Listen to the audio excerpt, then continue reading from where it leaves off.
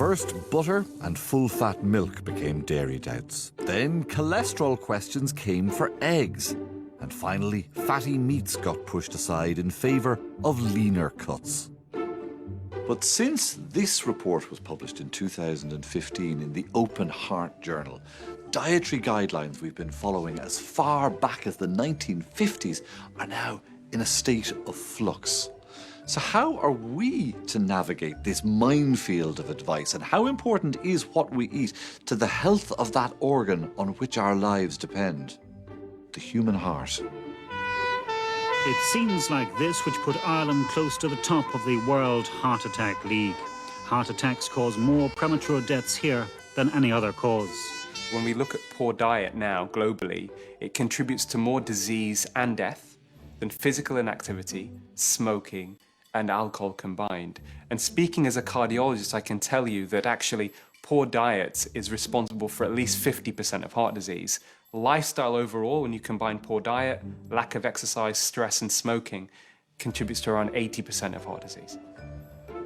The problem is that we look for the soft, easy answer. Sit on the couch, order the takeaway, and keep eating and don't walk.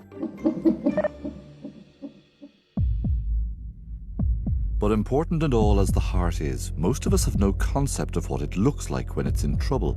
And maybe that's part of our problem. Despite coronary heart disease being the leading cause of death in Ireland, the relationship between heart and diet seems, well, abstract. So what is this surgery today?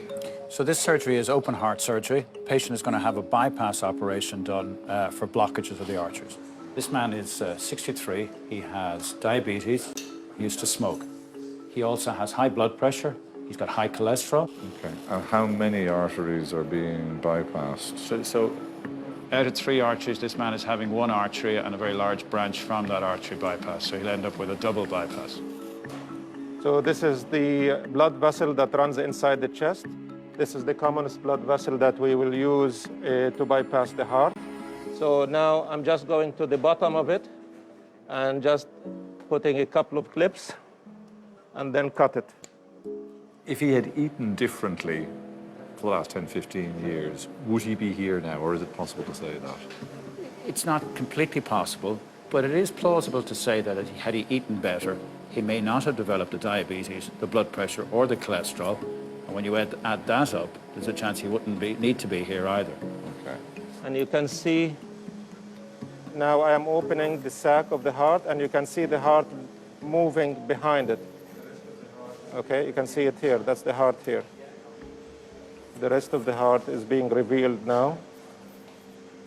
You can clearly see now, this is one of the vessels.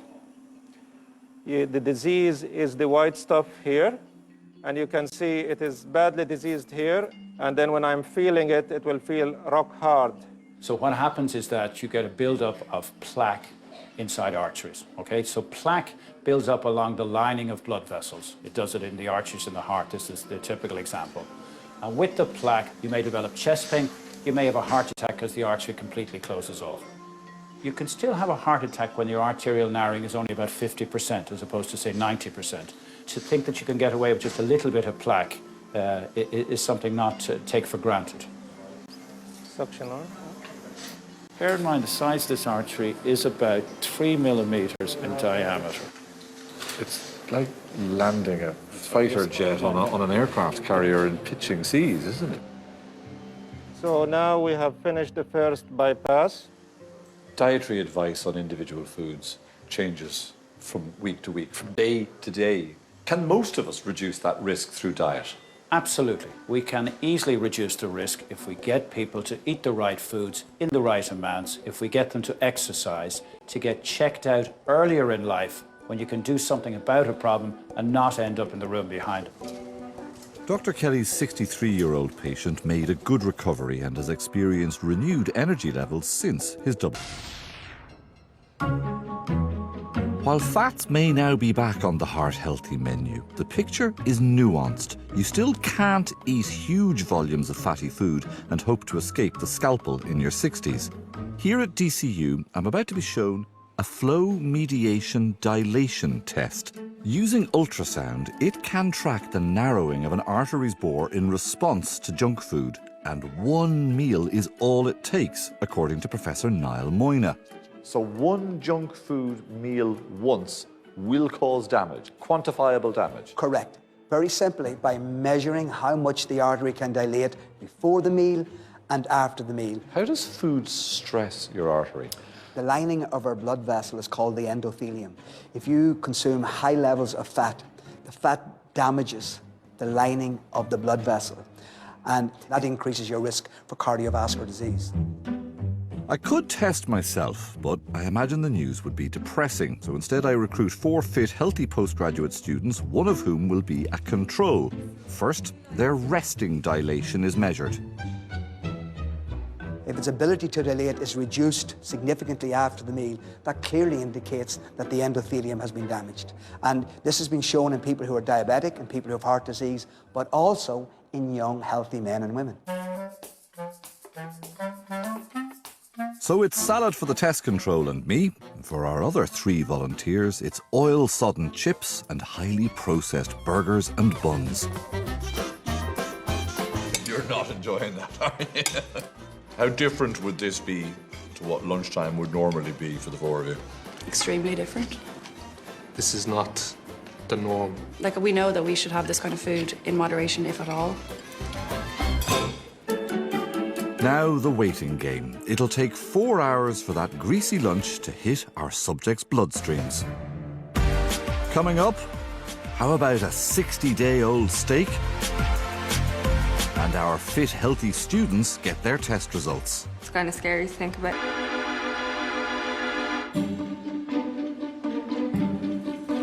Four hours having elapsed, our student volunteers from earlier are back to see if a fast food meal has had any impact on the elasticity of their arteries. Remember, any decrease means their blood vessels have experienced a constriction in response to fast food.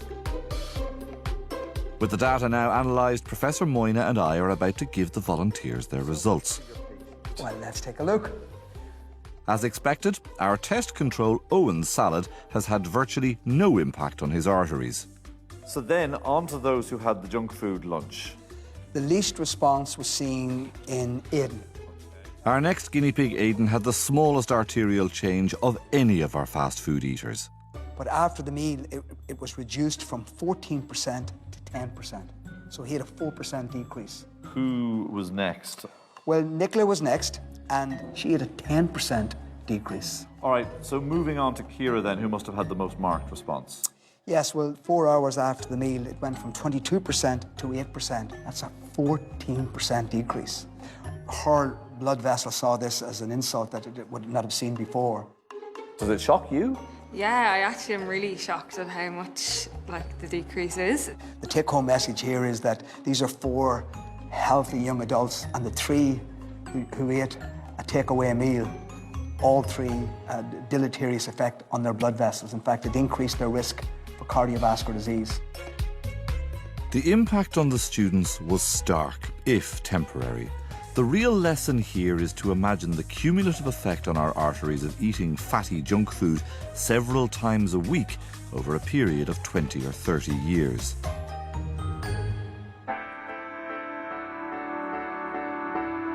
So what are the other takeaways? The most simplest way to approach your nutrition is you can have anything you want, but you can't have all of it. A healthy diet only becomes unhealthy when you start eating too much food. Cut out the processed foods. Cut out the refined carbs and sugar in particular. Eat till you feel full. Don't fear fat. I think we need to go back to that more traditional way of eating and also stop snacking. Our food should and must be our medicine. We don't need bottles of pills and vitamins and minerals and all the other things. Do I cut down on my butter intake? No, I couldn't do that. Absolutely not. You know what? You might as well take the goodness out of my life. To view food simply as a science of bland nutritionism, I mean, how grey is that? How much fun is that? That's no fun. You cannot eat potatoes with olive oil on them. It has to be anointed with butter. So, apart from lifestyle, you have to be happy. A good kiss and a good hug could wipe a lot of oxidative stress in your body. There's studies show that if you kiss on the cheek, it goes directly to the heart. If you kiss on the lips, it goes directly to the heart and the brain. Eggs, some full-fat dairy, the odd steak. These are not the dietary choices that are going to land you here when you're in your 60s. But staying out of surgery does require some resolve. Smaller portion sizes, less processed carbohydrates, less sugar, less snacks, and a little bit more exercise. But in our heart of hearts, we probably knew all of this. You have just watched Professor Niall Manya demonstrate that when a potato is chopped up and fried in oil, and when a quarter pound of beef is minced and cooked as a burger, that in less than 4 hours this meal damages the lining of your arteries.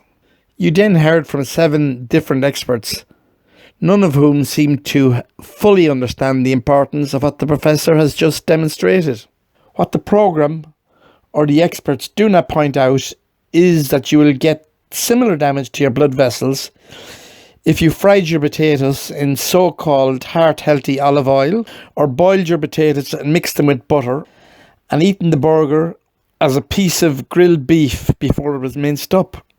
It makes little difference to your arteries if you get McDonald's or Burger King to fry or flame grill your 100% beef burger, carefully cook it yourself at home, or get a celebrity chef in a fancy restaurant to serve you a piece of organic grass-fed meat with mashed potato mixed with butter. This combination of foods will damage your blood vessels regardless of how it's cooked.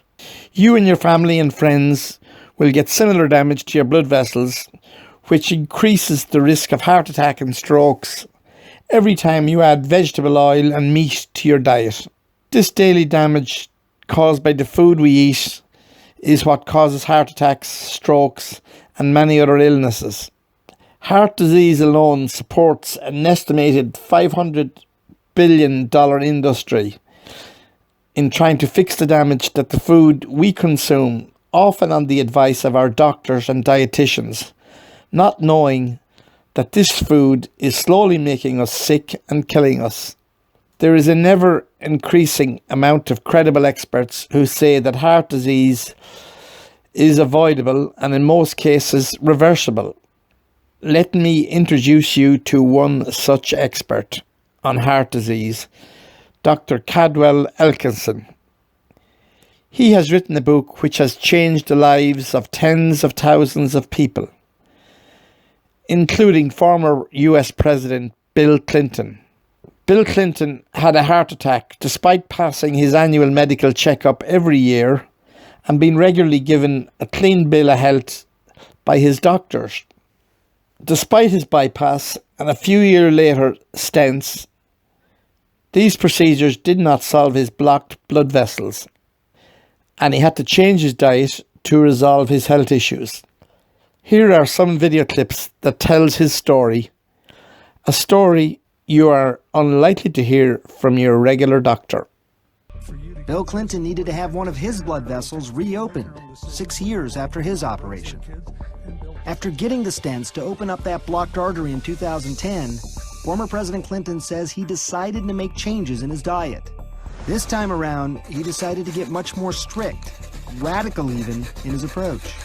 No more meat, no more eggs, no more dairy, almost no oil.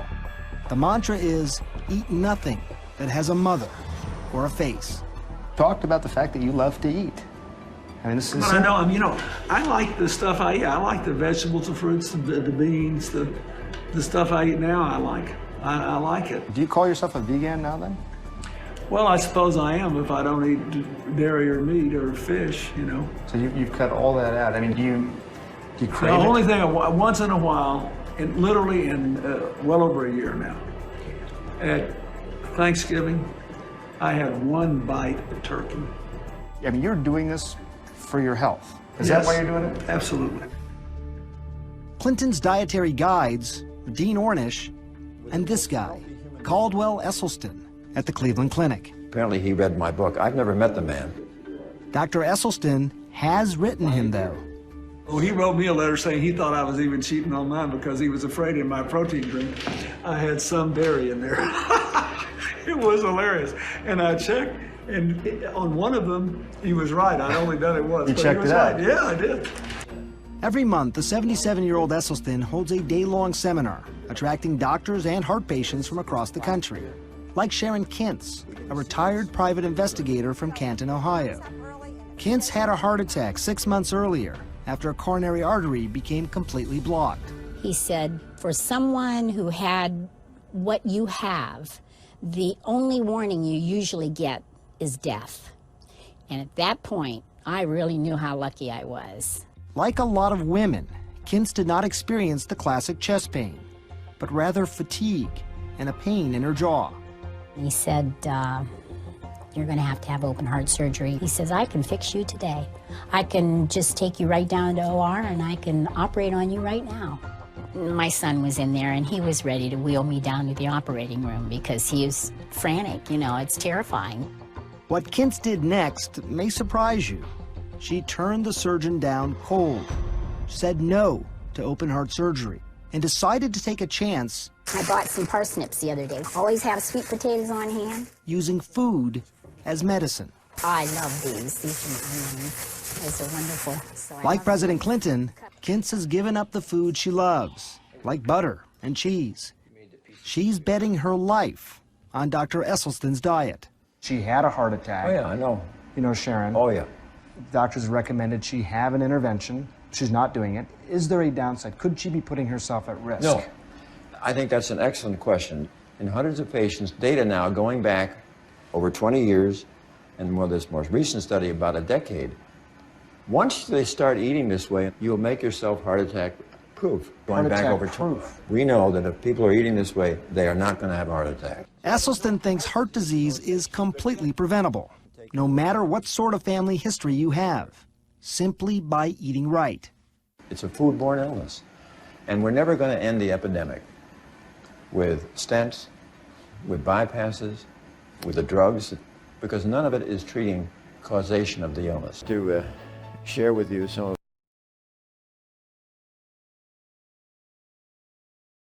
of my research and clinical strategies for coronary artery heart disease.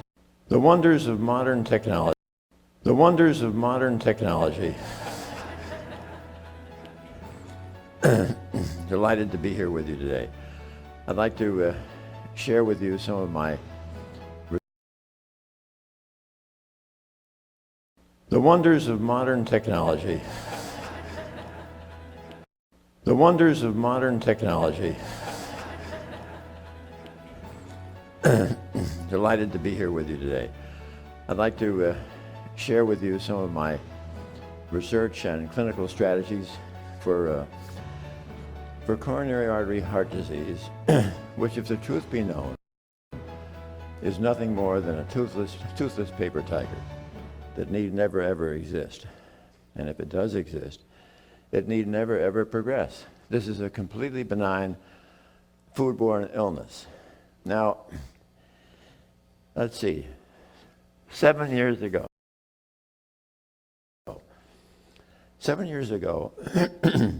I wrote an editorial for the American Journal of Cardiology, and it was entitled, Is the Present Therapy for Coronary Artery Disease the Radical Mastectomy of the 21st Century? Now, what did I mean by that?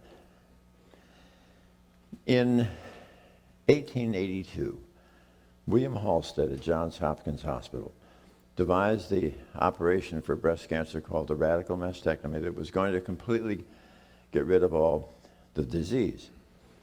This operation removed the entire breast, all the skin over the breast, the muscles all underneath the breast, radical dissection of the lymph nodes in the arm.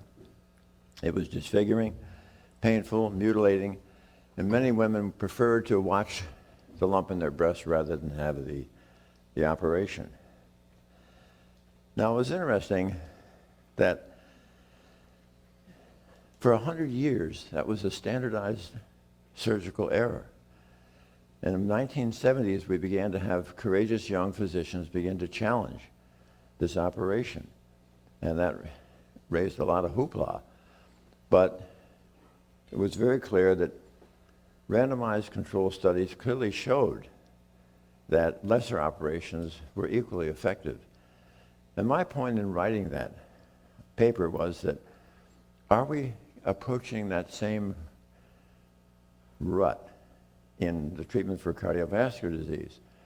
Because for the last 40 years, we have had pills, we have had drugs, we have had procedures, and we have had operations.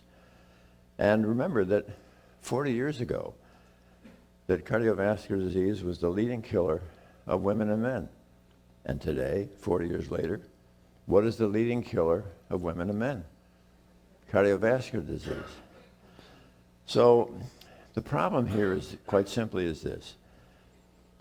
There has been a basic covenant of trust between the caregiver and the patient since the days of Hippocrates, that whenever possible, the caregiver will share with the patient what is the causation of the illness. And sadly today in cardiovascular medicine, that's not being done.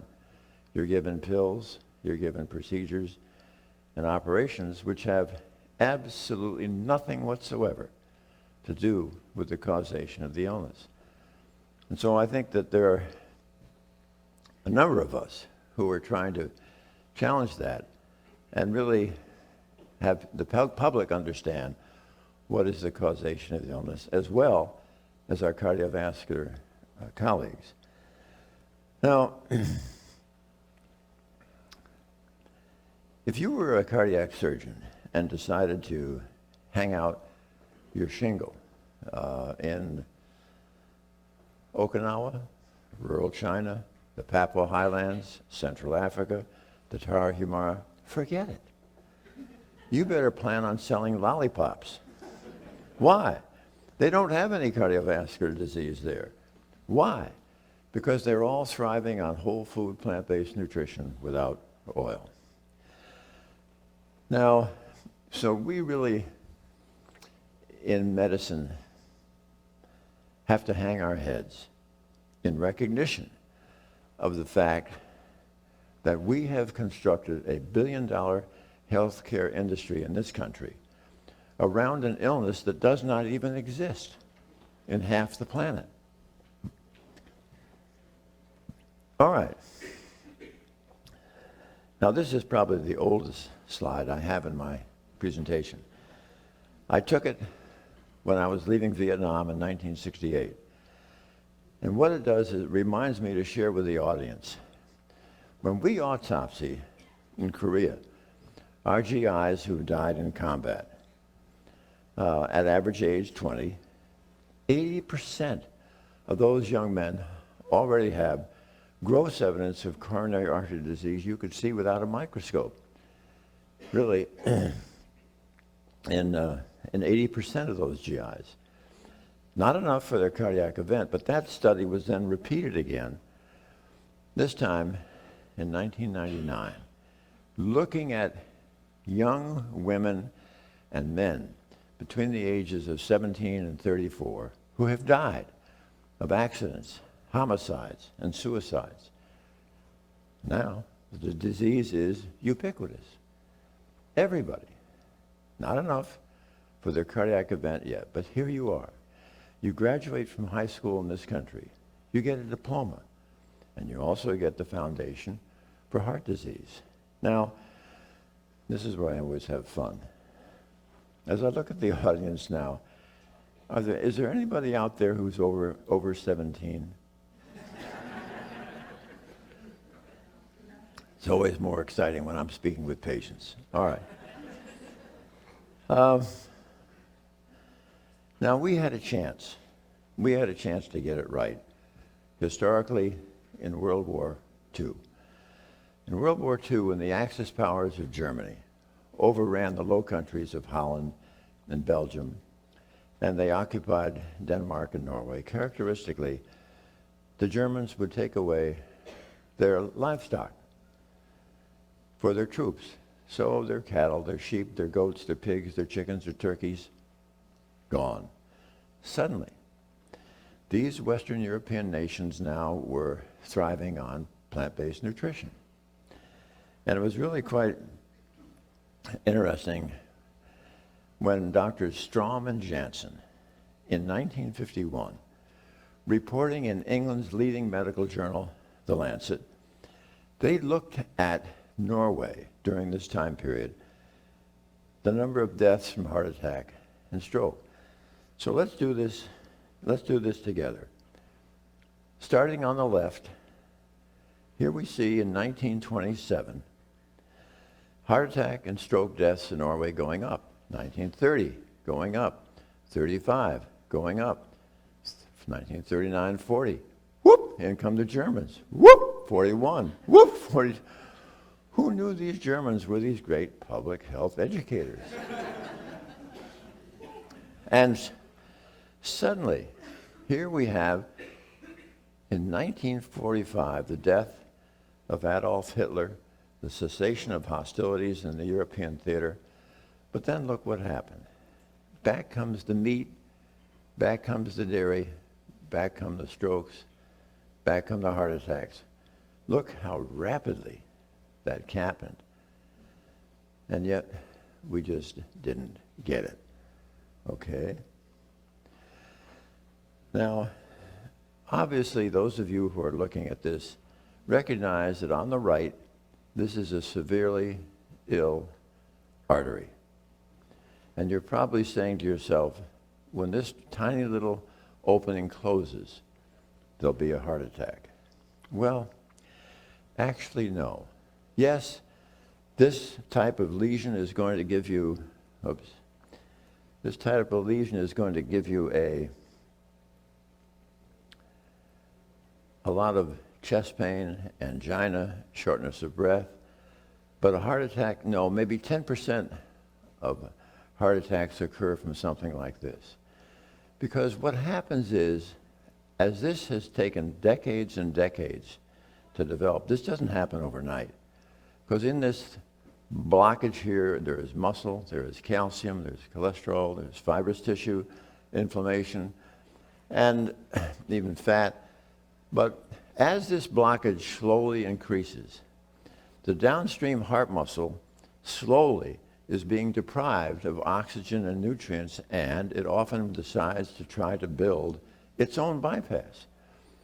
So, not infrequently, when patients come in for an angiogram, they'll find, even if they've got 100% blockage here and they've never had a heart attack, why?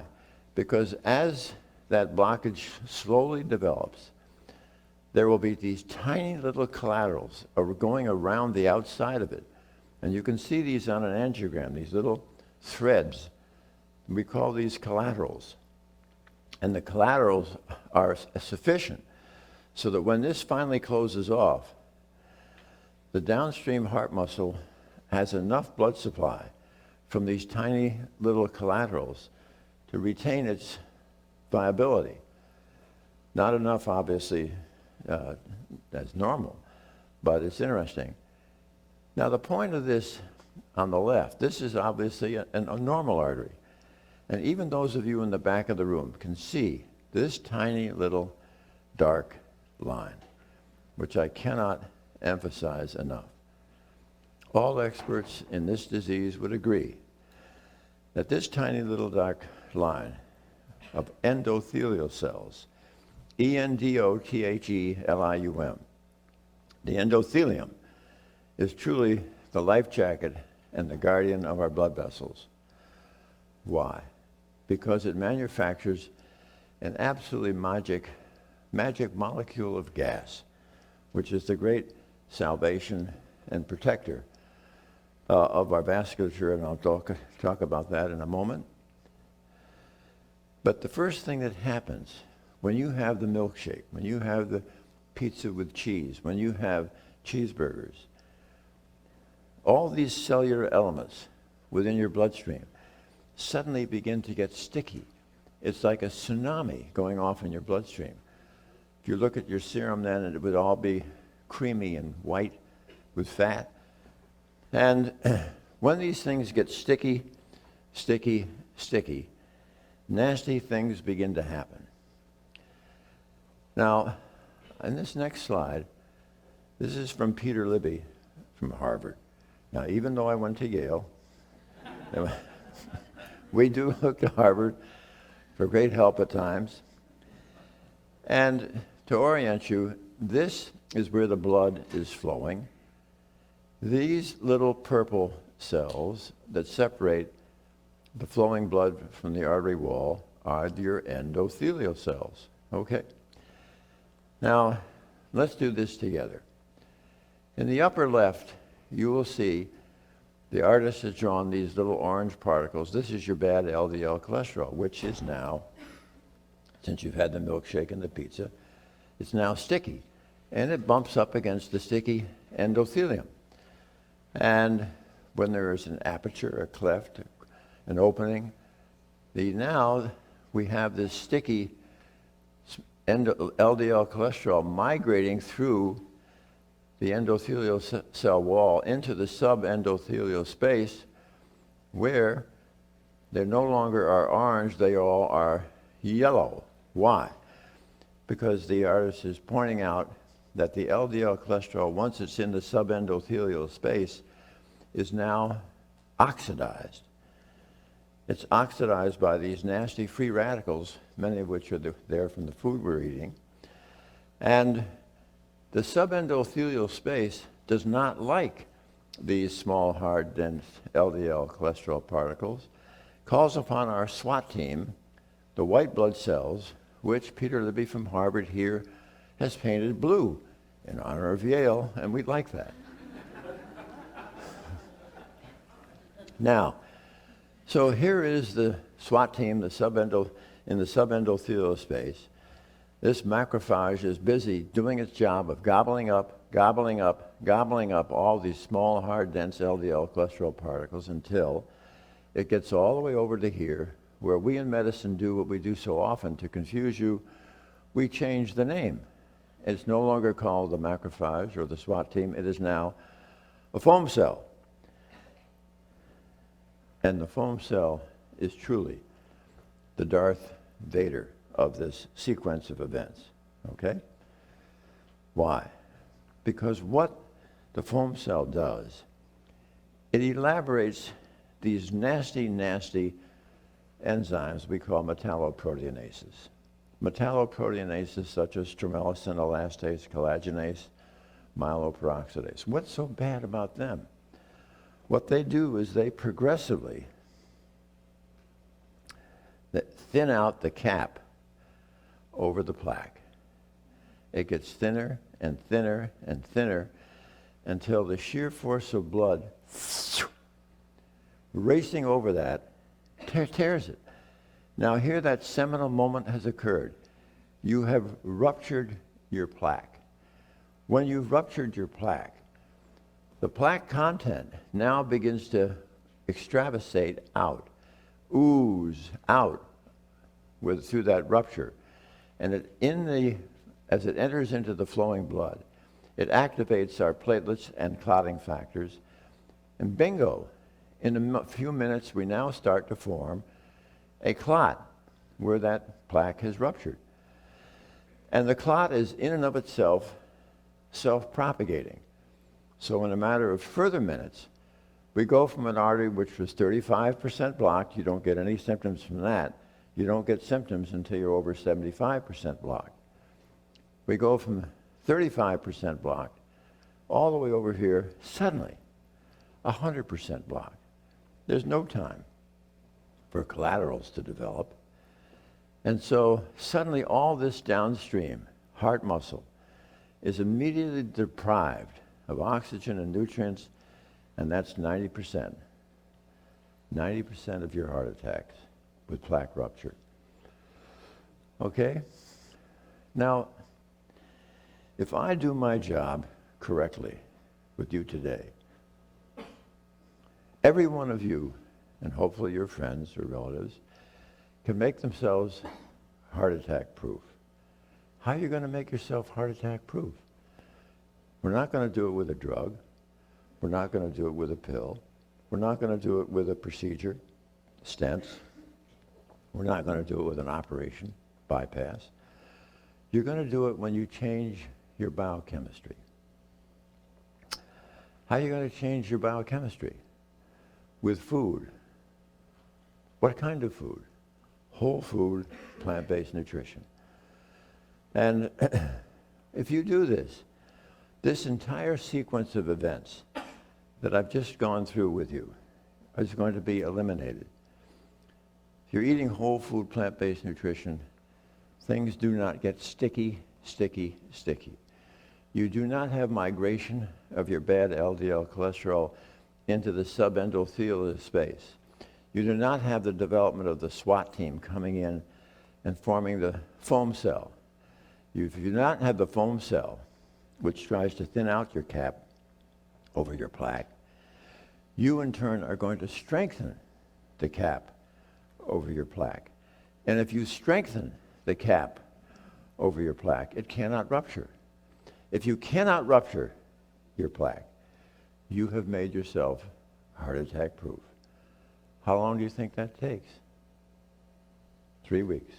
3 weeks. All right. Pretty exciting stuff. Now, just when you thought I might have been through with the endothelial cells, here we go again. Why? Because up until 1980, we used to think of the endothelial cell as these cute little red bricks that were lining these wonderful pipes of ours. And the interesting thing is that in 1980, that all changed. Why?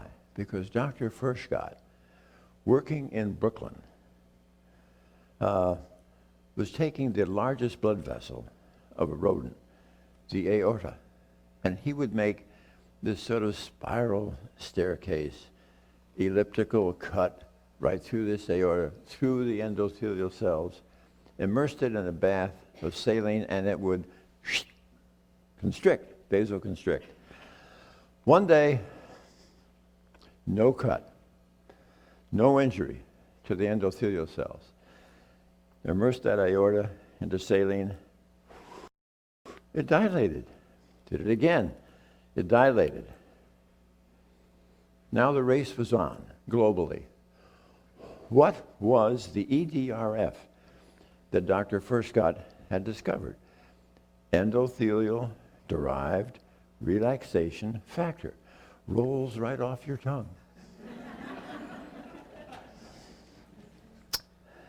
Thank heavens, that term was with us only 8 years. At the end of that 8 years, Dr. Furchtgott, Dr. Lou Ignarro, and Dr. Murad discovered that the EDRF was a gas, nitric oxide. For that discovery, those three men in 1998 received the Nobel Prize. Now, what makes nitric oxide in all of us so special? One, nitric oxide keeps all those cellular elements in our bloodstream flowing smoothly like Teflon. It keeps things from getting sticky. Number two, nitric oxide is the strongest blood vessel dilator in the body. When you climb stairs, the arteries to your heart, the arteries to your legs, they widen, dilate, nitric oxide. Number three, nitric oxide keeps the wall of the artery from becoming thickened, stiff, or inflamed, protects you from getting high blood pressure, hypertension. Number four, this is the absolute key. Number four, a normal, plentiful amount of nitric oxide will protect you from ever developing blockages or plaque. So literally, everybody on the planet, whether it's in Berlin, London, New York City, Chicago, or Melville, has their cardiovascular disease. Because by now, in preceding decades, they have so sufficiently trashed injured and compromised their endothelial cells. They aren't making enough nitric oxide to protect themselves. Number 5, nitric oxide can prevent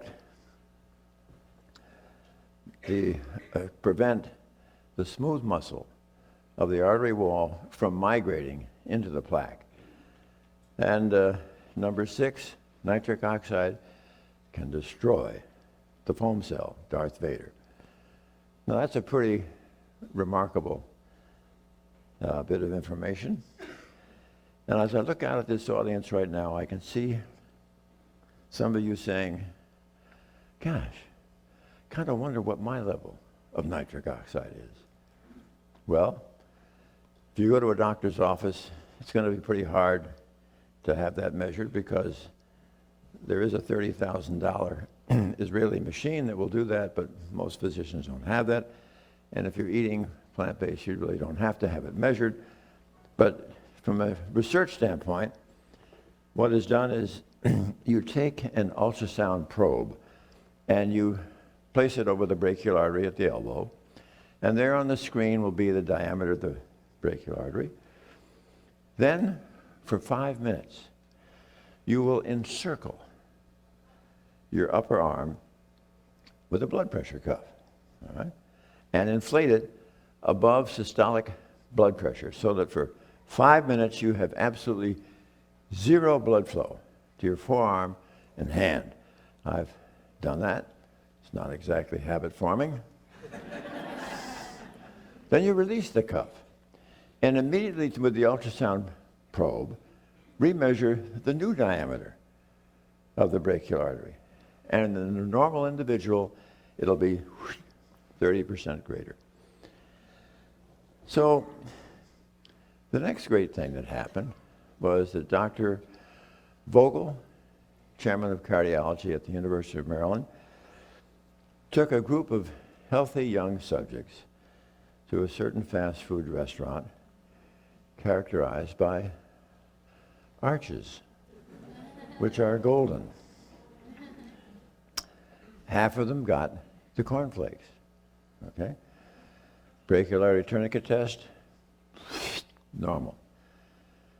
The other half got the hash browns and sausage. Within 120 minutes with the brachial artery tourniquet test, those healthy young people couldn't dilate the artery.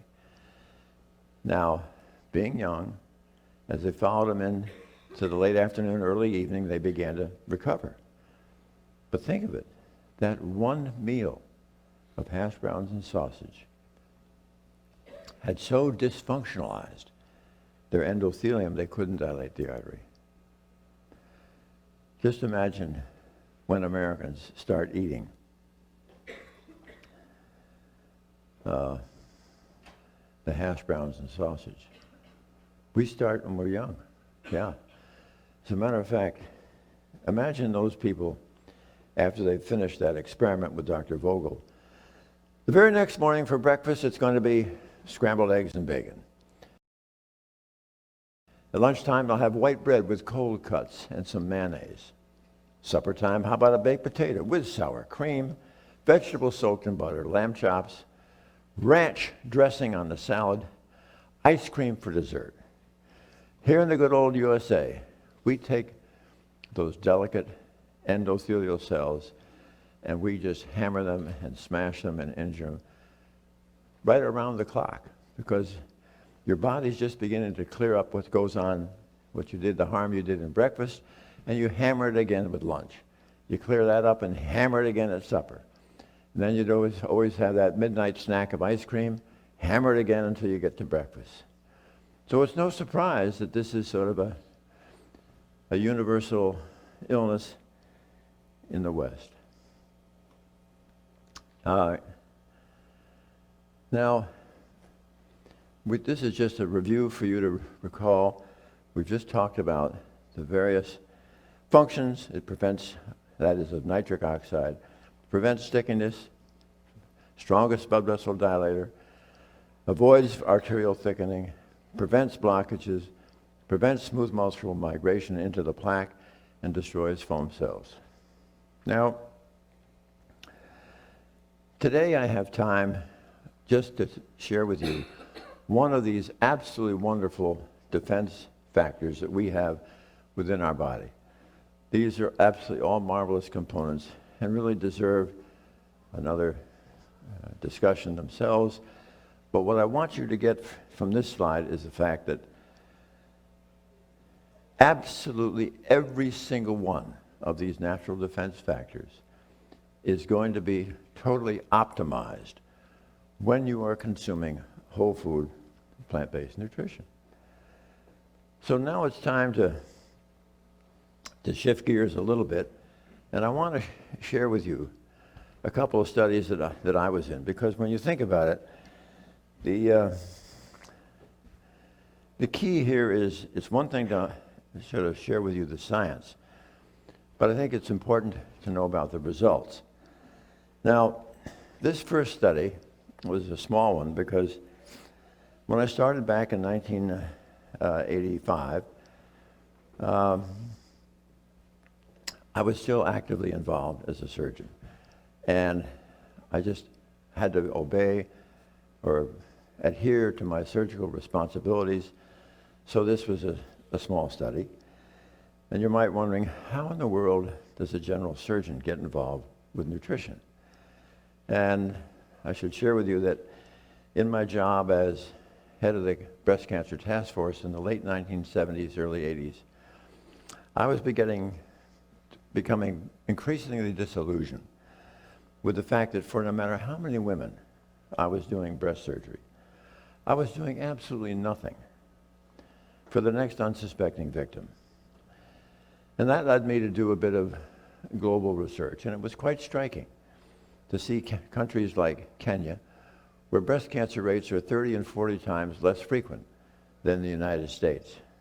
And if you looked at rural Japan in the 1950s, breast cancer was very infrequently identified, and yet as soon as the Japanese women would migrate to the United States, by the second and third generation, still pure Japanese American, they now had the same rate of breast cancer as their Caucasian counterpart. And perhaps even more compelling was cancer of the prostate. In the entire nation of Japan, in 1958, how many autopsy-proven deaths were there from cancer of the prostate? 18. Perhaps the most mind-boggling public health figure I've ever heard. By 1978, as they kind of westernized, they were up to 137, which still pales in comparison to the 28,000 that'll die this year in this country of prostate cancer. So it was about this juncture that I felt I was seeing so many cultures where cardiovascular disease was virtually non-existent. And since it was the leading killer of women and men in Western civilization, I just felt that there would be more bang for the buck if our research was on cardiovascular disease. And the dream was that if we ever get people to eat to save their heart, then they're likely to save themselves from the common Western cancers of breast, prostate, colon, and perhaps pancreatic. So here I was, 1984. I knew I was going to do this study, but I was a cholesterolaholic. I'd grown up on an Aberdeen Angus beef farm and a dairy farm, and I really kind of love these foods. Because let's face it, the Western diet looks delicious. The Western diet smells delicious. The Western diet tastes delicious.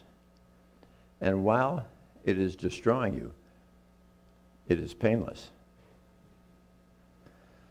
So I knew I was going to do this study, but as you maybe I recall, Dr. Prochaska from Rhode Island has defined, in those who are going to do a lifestyle change, we go through a number of phases: pre-contemplation, contemplation, action, maintenance. So I was over here somewhere around contemplation. And I can remember with the month that it happened. It was 1984 in April, and I was attending a surgical meeting with my wife, Ann, in New Haven, Connecticut. And God, the papers were just boring, and the weather was rotten. But they always have a banquet after these conferences. And at the banquet, this waitress put this plate of roast beef in front of me, and it was just draped over the sides. And I just looked at this and said, this is it. And Ann looked at me and she said, you're not going to eat your roast beef? I said, no. She said, well, then here, I'll have it. Now, Ann's mother had died of breast cancer at age 52. And 2 weeks after that meeting, her sister came down with breast cancer. And then she looked at me and said, I'm with you. So we did it ourselves for a year, and then I was happy with the results that we were seeing. I went in August of 1985 to Bill Sheldon, who was head of the Department of Cardiology, asked the cardiologist if they would be willing to send me 24 patients seriously ill with heart disease, and I'd like to try to encourage them to eat plant-based nutrition. And so over the next year and a half, I got these 24 patients. And as my late brother-in-law used to say, these were Essie's walking dead. They had failed their first or second bypass. They had failed their first or second angioplasty. They were too sick for these procedures, or they had refused. And there were 5 who were told by their expert cardiologist they wouldn't live out the year. But I'm happy to say those 5 all made it beyond 20 years. And we began to suddenly see wonderful things beginning to happen. Not only did their symptoms go away, but when we carefully studied them, they were actually beginning to reverse their disease. Now, a couple of key points here in all of this. I was fearful that the rock upon which this study was most likely to flounder was lack of patient compliance, because I was asking them to make a very, very significant lifestyle change. And therefore, although I was not a trained psychologist, I decided to use for these patients the same mantra that I had been using for my cancer patients, a mantra that I had learned about from a wonderful West Coast surgeon by the name of Bert Dunphy. And Bert Dunphy said that patients with cancer are not afraid to suffer. Patients with cancer are not afraid to die. But patients with cancer are afraid of being abandoned by their family or by their physician. So for the first 5 years, I saw each of these patients every 2 weeks in the office, where I would go over every morsel they ate, check their cholesterol, weight, and blood pressure. At the end of 5 years, I became a little bit more courageous, and I stretched it out to seeing them monthly. Most cardiologists see their patients twice a year. At the end of a decade, they were all pretty well now on autopilot, and I was able to stretch it out to quarterly. And then at 12 years, we reported those original results, which I think, although the study was certainly small, made it the longest study of its type. 12 years is getting close to half a career. So it was exciting to see those results. Now, a couple of rules that I want to share with you that I feel very strongly about is avoiding any drop of any food that has been shown to injure the capacity of the endothelial cell to make nitric oxide. So not a drop of any oil.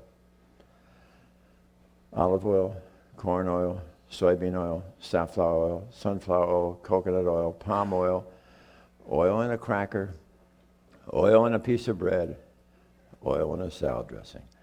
Oil injures the endothelial capacity to make nitric oxide.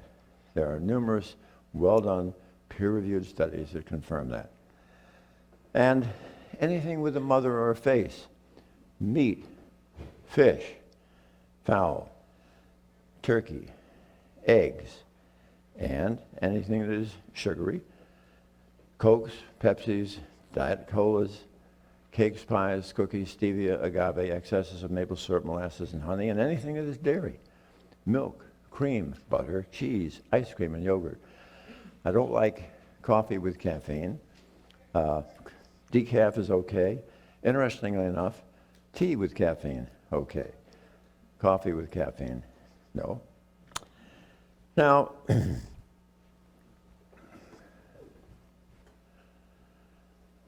here it is, for those of you who are worrying about this oil. Peer-reviewed scientific study. Olive, soybean, and palm oil intake have a similar acute detrimental effect over the endothelial function in healthy young subjects. Now, this is work from the Cleveland Clinic, and this is work by Stan Hazen and his team, who were interested in the molecules of lecithin and carnitine, which are found in these animal products that you see listed here. Now, what seems to be the case is this.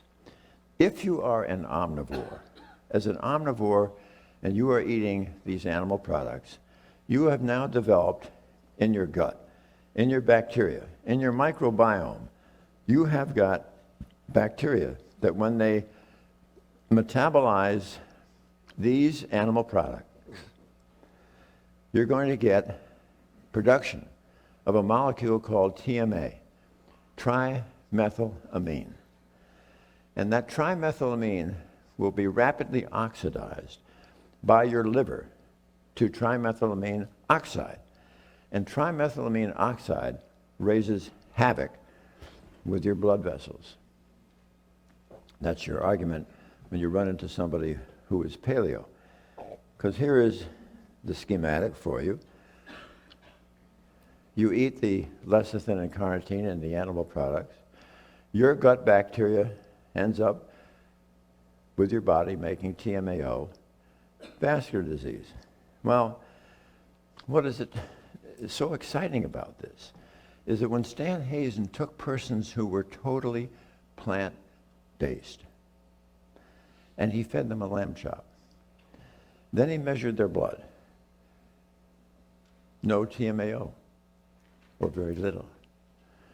But if you eat that lamb chop 4 days in a row, then you now have joined the ranks of those who have bacteria in your gut, which will make TMAO.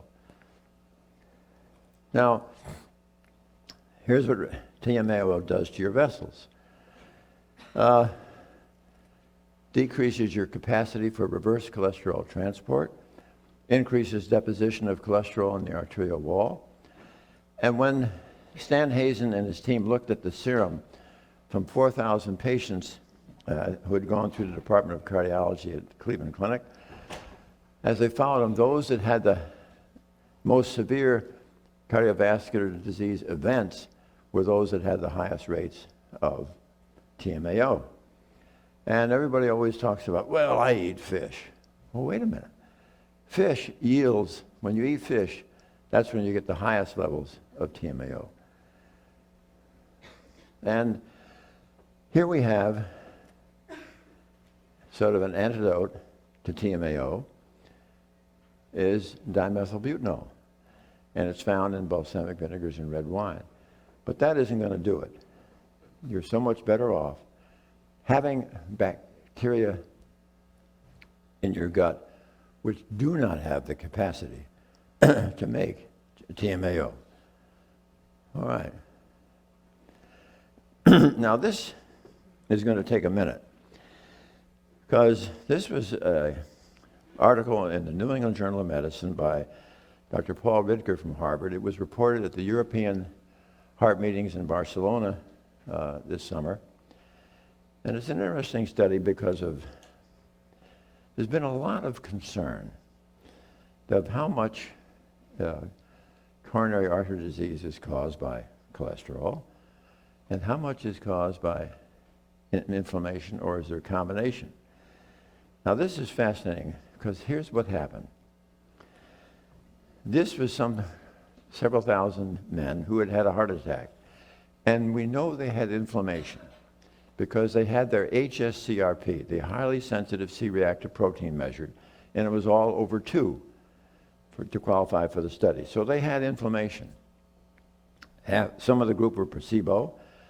Then the other group, there were 3 different doses of a drug called canakinumab. And canakinumab is usually used for children who have juvenile arthritis. It is a very strong anti-inflammation type drug. And there were 3 different levels, 50 milligrams a day, 150, 300. Interestingly enough, at the end of the study, one of those groups, the 150 milligram dose of canakinumab, in these people who had previously had heart disease, as they followed them for 5 years, there was a significant reduction in cardiovascular events in that group, in the group that was getting 150 milligrams. But what was fascinating about that, when they measured the LDL cholesterol, the bad cholesterol in that group that decreased their cardiac events, no change. They didn't drop their cholesterol at all, and here they significantly got rid of further cardiac events. Now, the problem with this was the drug was expensive, $200,000 a year, and it had some side effects. Death. Death because it so suppressed the immune system that the people were dying of sepsis, all right? Now, what is so fascinating about this study, it just absolutely almost tells us what we know already about how whole food plant-based nutrition works. There is nothing that is more anti-inflammatory on the planet than whole food plant-based nutrition. And guess what? It doesn't cost anything. You got to eat. And there are no hideous side effects. And at the same time that it eliminates inflammation, you drop your cholesterol. The best of both worlds. Pretty exciting stuff. But I don't know why it is that even sophisticated investigators think about using a prohibitively expensive drug with ridiculous side effects rather than resort to the dignity of simplicity of simply eating food that has been shown for hundreds of years throughout the planet to protect you from ever developing this common killer of those in the West. All right. Now, so what are you going to eat? You're going to eat all these marvelous whole grains for your cereal, bread, and pasta, 101 different types of legumes, lentils, and beans, all these marvelous red, yellow, and green leafy vegetables, white potatoes, and especially sweet potatoes, and some fruit. Now, something that I've probably that I've gotten the reputation of being a bit of a taskmaster about is, this is something we've started just in the last 6 years. Well, let me just parenthetically make a comment. There have been some people who will say, well, Dr. Esselstyn, your diet is just too extreme, severe, strict, draconian, and people aren't going to follow it. I love it when I get that question. First of all, we have found that now over 1,000 people in Ohio who have come to see us are following this. It's not at all different, really, in a sense, basically, from the diet that is found in half the planet where this disease does not exist. And so when somebody challenges me that it's being extreme, my response is, let's be clear about one thing. The most extreme, severe, calamitous diet on the planet today is the one that 97% of Americans are eating every day, that literally guarantees that before they will die, they'll have some hideous chronic illness. That is the extreme diet. Okay. Now, so what we've added in the last 6.5 years, and this is not in my book, and that is that I ask patients with heart disease, just imagine if you could get your head inside those arteries to your heart that are blocked, what you would see would be an absolute cauldron of oxidative inflammation. So we need antioxidants. No, I don't want you to go down to the health food store and buy a jug of pills that says antioxidant, because it's not going to work and it's going to be harmful and probably expensive. No, I want you to get your antioxidants from food. Okay, what food? Food that is high in what we call ORAC value. O-R-A-C, oxygen radical absorptive capacity. Another one, those that just rolls off your tongue. So, if you're having raspberries, blueberries, strawberries, and blackberries on your morning oat cereal, terrific. But nothing trumps the antioxidant value of green leafy vegetables. So I want my patients now to chew, not smoothies, not juicing. I need them to chew a green leafy vegetable that is roughly the size of their fist after it has first been boiled in water 5.5 to 6 minutes, so it's now nice and tender. And then they must anoint it with several drops of a delightful balsamic vinegar.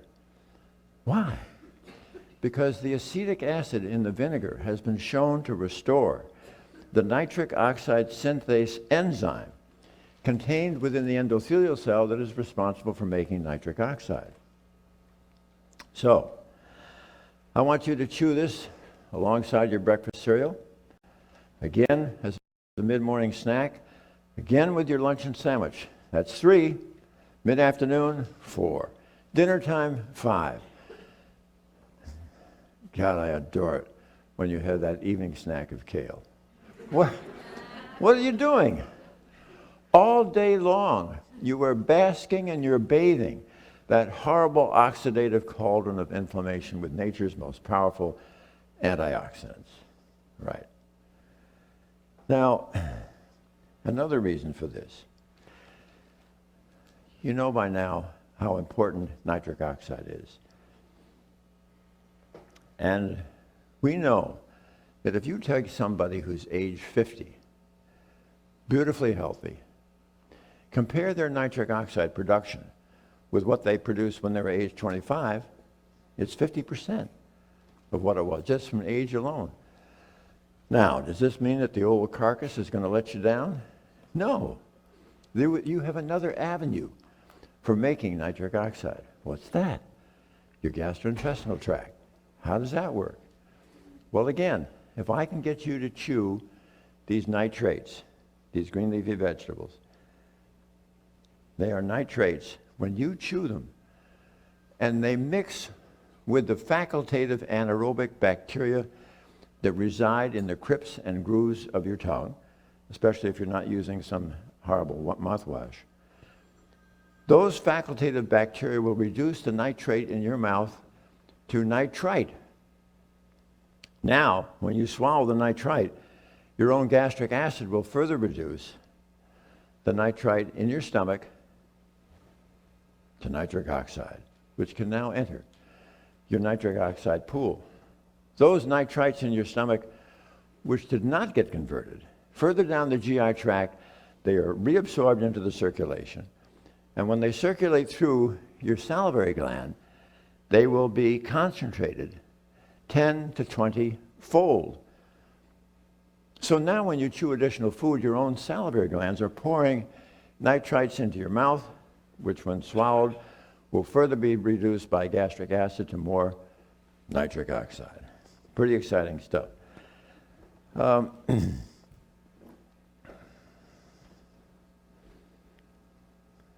No oil.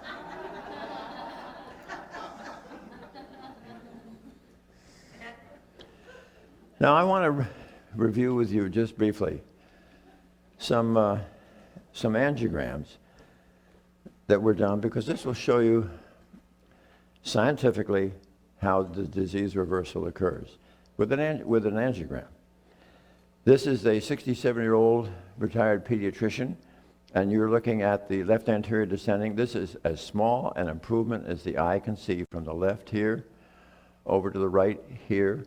A little easier to see in this 58-year-old factory worker, where you're looking at the circumflex artery to the back of the heart. This was described as a 20% improvement from here over to here.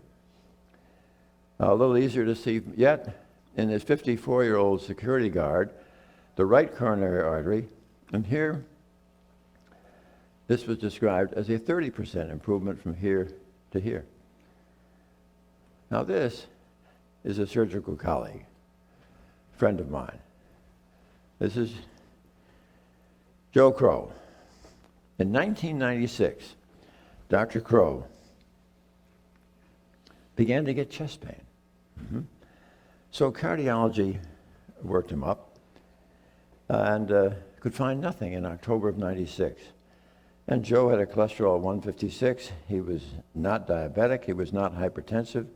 Did not have a strong family history. He was not overweight. He exercised regularly.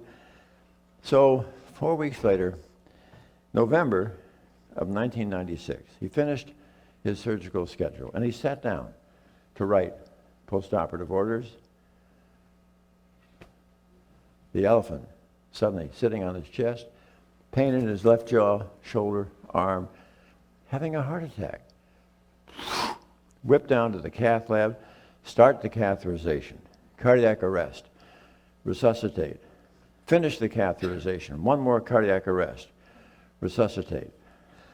Then he's sent up to the floors where he stabilizes, and he's discharged 3 days later, but very depressed.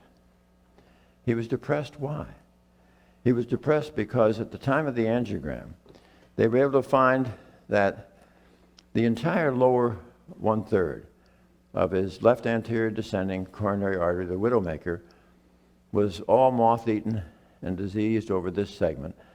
And you cannot just ram in and jam in stent after stent after stent. And it was too far down the artery to have a bypass. So Joe was very depressed. So Ann and I had Joe and his wife out for dinner 2 weeks after his heart attack. Oh, Joe, come on. You've been eating this typical Western diet. You've got the typical Western disease. Why don't you think about going plant-based? We've got 10 years of data. Okay, yes, I'll give it a shot. But I'm not taking any of those statin drugs. I don't trust them. Too many side effects. Hey, not a problem. That's your call. He became the absolute personification of commitment to plant-based nutrition. And over the next 30 months, his total cholesterol plummeted. His LDL went from 98 to 38. And then he had another angiogram. Now, up in the surgical suites, my office was 3 doors away from his. So at noontime, I went over to his office, opened the door, and there he was, sitting behind his desk. I said, Joe, I understand you had the follow-up angiogram earlier this morning. You mind sharing with me? How did it go? He said, well, he came around, put his arms around me, a couple of these. He said, I think we're doing okay. I said, well, would there be any chance that I could see the angiogram? Yes. Now, what really, this is not going to happen to everybody. But when the plaque is young and soft and made up of inflammation, fat, and cholesterol, the body can do a remarkable job of reconstituting itself. When the plaque has been there for decades and it's filled up with scar and fibrosis and calcification, you're probably not going to budget much. Maybe a little remodeling. You'll certainly help the vessel wall around it. But it's going to be my job today to make sure that you understand that even those patients where you will not see this type of dramatic reversal, even those patients are going to reverse their disease in a manner where they can return to full activities of daily living without restriction, and we'll get to that in a few moments. Actually, maybe a few minutes.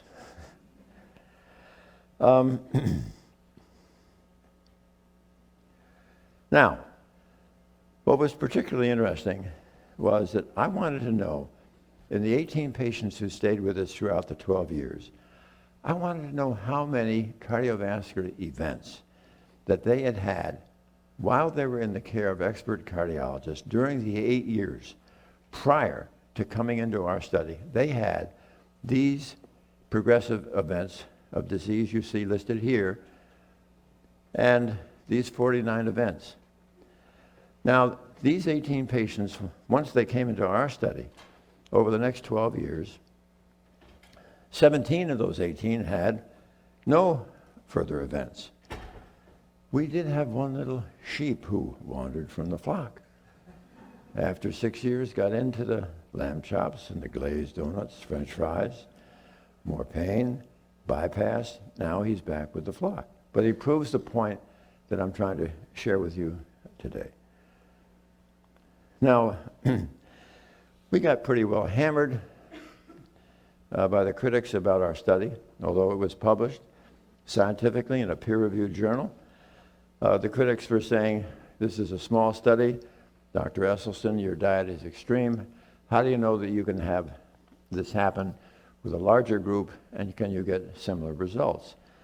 So in July of 2014, in the Journal of Family Practice, we submitted our study of 200 patients. 2 were lost to follow-up, 198. So the main thing was, would they comply? And adherent were 89.3%. That's almost 90% who were adherent to this diet that others. Now look, a couple of words here about this, because people, one of the most common criticisms that I'll get is that physicians will say, Dr. Esselstyn, I've tried your program and my patients just won't stick with it. Why is it that we succeed? It's not that the message is wrong. It's how the message is articulated. How do you get patients to change? Well, I think the most important thing you do is you show a patient respect. And the only way that I know to show a patient respect is to give them my time. So what we do today, because now close to 85 or 90% of my patients seem to come from outside the state of Ohio. And they cannot come to Cleveland for days and days at a time. So we, a number of years ago, felt obligated to synthesize and put together a single day, 6-hour intensive seminar where these patients are going to learn all about how they created the disease and how they are going to be empowered. Empowered as the locus of control to halt and reverse their disease. In addition, everybody gets a very hefty notebook with DVDs about the entire seminar. And it's really very exciting. We have a portion of it, the 3 hours of science. Then Ann does a wonderful presentation on acquiring and preparing plant-based foods. And then we have 3 marvelous previous participants who've had a successful result share their experience with those in attendance who can then say to themselves, listen, if he or she can do this, I can do this. Then we have a delightful plant-based luncheon and stay in touch as necessary through email or phone call. Now, I'm probably at that presentation with these patients. Oh, and I should mention, my secretary will give me a list, usually 10 days beforehand, with all their phone numbers, so I have an opportunity. I'm old-fashioned enough that I insist on personally calling each of them myself so that I can get my arms around their story, and at the same time, they have an opportunity to ask questions of me so that coming to the seminar, we have a strong platform from which we can all move forward. Now, where do I throw the hook? Where I think I throw the hook with these patients, I must spend close to an hour on the endothelial cell. Why? Because everyone there with cardiovascular disease, whether they're trying to avoid a stent or a bypass, they've had one, they don't want another one, had a heart attack, they don't want another one, or they've been told they have a strong family history, they have got to understand that the very reason they have their disease, they created it. They created their disease by destroying the capacity of their endothelial cells to make sufficient nitric oxide. And they have to understand that this is not a malignancy. Once you stop injuring the endothelial cell, it comes back, makes enough nitric oxide, you can not only stop the disease, but begin to reverse it. So they have got to get that. They have got to get the fact that they produce the disease and they are empowered. Now, one of the things I have to do to make that happen is have a little fun with them. Maybe I'll pick somebody out of the audience and say, how many days do you eat out? Oh, not very often. Let's try that again. How many days do you eat out? Well, Dr. Esselstyn, maybe 3 times a week. Okay, 3 times a week. What are these famous restaurants in Dallas that you go to that are known for the arrest and reversal of heart disease? Okay. I didn't look at it that way. But I don't eat much oil. I said, wait a minute. I don't have a program that is 90% or 95% compliant. If I get a phone call and somebody says, Dr. Esselstyn, you'd be proud of me. I'm following your program 85%. I said, I don't know whose program that is. That's not my program. If you've got an endothelial cell system that is already an absolute train wreck, so it can't protect you from having a heart attack, why in the name of anything would you ever want to further destroy your train wreck and have a second heart attack? Oh, okay. Now we say, look, there are 4 reasons to eat out. 1, you don't have to do the cooking. 2, you don't do the dishes. 3, the ambiance. 4, the companionship. You never, ever go out to further destroy more endothelial cells. Okay? Well, Dr. Esselstyn, what if I'm asked out to somebody's house?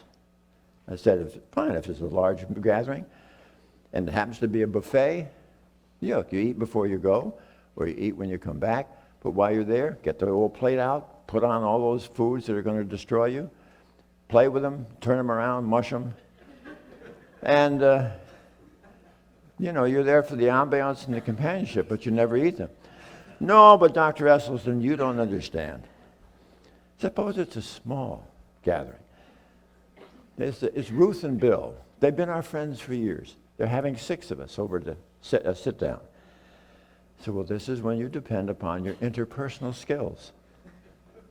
You talk to them and you say, listen, Ruth, Harriet and I have been your friends for years, but I have this situation, and I'm being cared for by this absolute monster in Ohio. Oh, okay. Well, you get the point. This is how you absolutely get rid of this disease. And when you suddenly remember that really these patients want to get well, and if you're willing to show them how to get well, give them the science and vocabulary that they can grasp.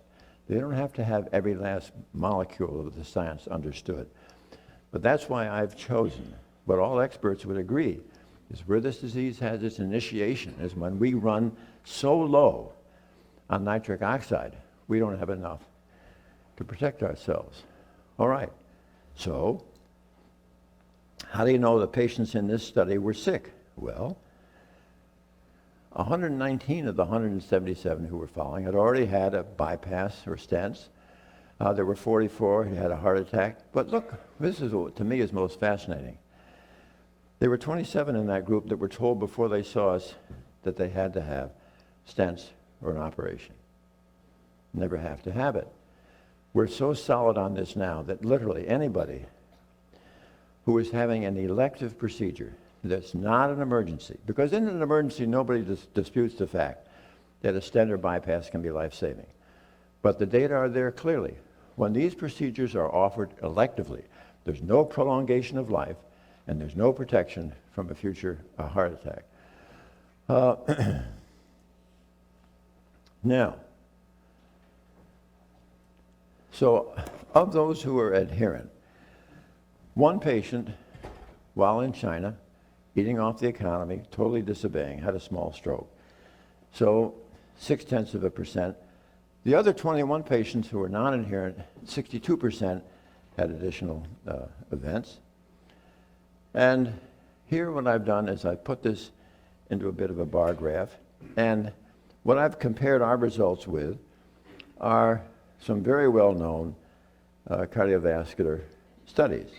For instance, here on this are the major cardiac events: heart attack, stroke, and death.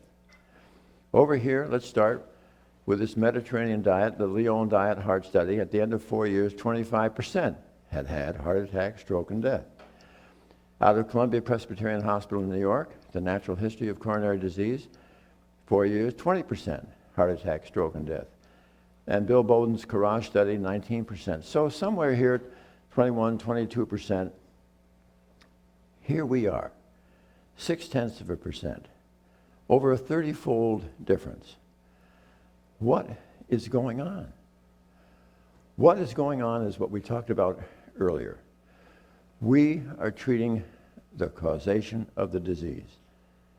And there's been this basic covenant of trust since the days of Hippocrates. Whenever possible, the caregiver will share with the patient the causation of the illness. And this isn't done in cardiovascular disease, but I should share with you, just 2 years ago, I was invited to join the nutrition committee of the American College of Cardiology, along with several others, Dr. Dean Ornish, Dr. Monica Agrawal, Dr. Robert Osfeld, Dr. Neil Barnard. So the foxes are really in the hen house now. But it's like turning around the Queen Mary. It's tough, because in many ways I'm a threat to medicine's biggest cash cow. All right, pretty clear. Now this is interesting because this is a Harvard study that came out this past summer.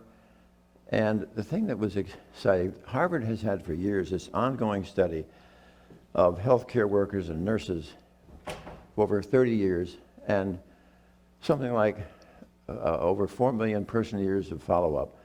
When they divide the way these people are behaving into different grades of quality of plant-based diet, sure enough, what you'd expect, those that were following the closest to the ideal plant-based diet were those that had the fewest cardiovascular events. Now here, this was in July of 2014, this was a study that I was reporting in the literature on only 3 patients. Now what in the world was I doing writing up 3 patients? The reason for this is that these 3 patients absolutely were demonstrable of the failure of present-day cardiovascular medicine. And it all starts with Dr. Bob Mercer, who was a patient that I have yet to meet personally, although we have exchanged correspondence. And he is from Newfoundland, Canada. At age 44, totally blocked his right carotid, small stroke, 27% blockage of his left carotid. And he had severe angina at that time. They found a wonderful surgeon in Toronto who was able to operate on him. And at the time of surgery, he had great result. And he was fine until he was around 69 or 70. Now he was in real trouble again. Severe angina. He had diabetes. He had erectile dysfunction.